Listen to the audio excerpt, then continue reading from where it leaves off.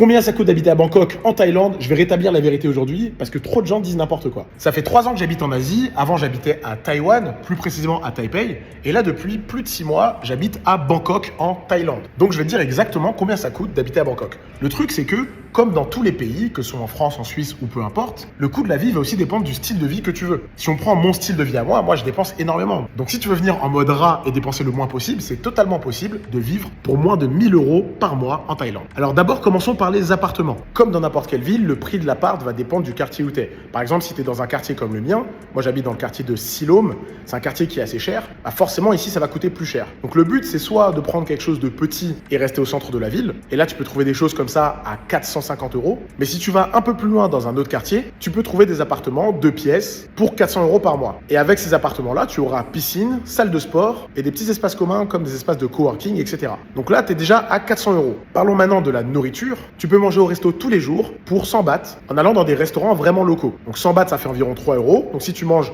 2 repas de ce genre par jour, ça fait 6 €. 6 € x 30 jours, 180 €. Donc on va arrondir à 200. Donc là déjà, tu es à 600 €. Tu as ton appart avec piscine, salle de sport, etc. Et tu manges 2 fois par jour au resto. Niveau de transport, ici on passe par Grab. C'est l'équivalent de Uber. Les courses peuvent aller de 1 € à 5 €. Donc ça va vraiment dépendre de toi, à quel point tu vas à pied, tu prends le scooter, etc., etc. Mais disons que pour une centaine d'euros par mois, tu peux t'en sortir. Ensuite, il faut que tu penses à une assurance santé. Alors ça, c'est à toi de voir, il y a plein de prix différents. Tu peux aussi choisir de n'avoir aucune assurance et ce sera à tes risques et périls. Disons que tu aimes te prendre des petits smoothies un peu par jour. Ici, tu peux trouver à côté de chez moi, par exemple, alors que c'est un quartier un peu de riche, des smoothies à 40 ou 50 bahts. Ce qui fait, si on veut arrondir au plus haut, 1,50 €. Donc même en te prenant 2 smoothies par jour frais avec des produits frais, ça te coûte 3 €. Donc si tu en prends 2 tous les jours, ça te fait 90 €, donc une centaine d'euros. Donc comme tu l'as vu, pour moins de 1000 € par mois, tu as ton appart, tes petits smoothies tous les jours, tes repas et ton transport. Donc est-ce que c'est possible de vivre avec moins de 1000 € à Bangkok? Oui, mais c'est une vie simple, à l'aise, mais simple. Si tu as d'autres questions sur Bangkok ou la vie en Asie, n'hésite pas à me les poser en commentaire. En attendant,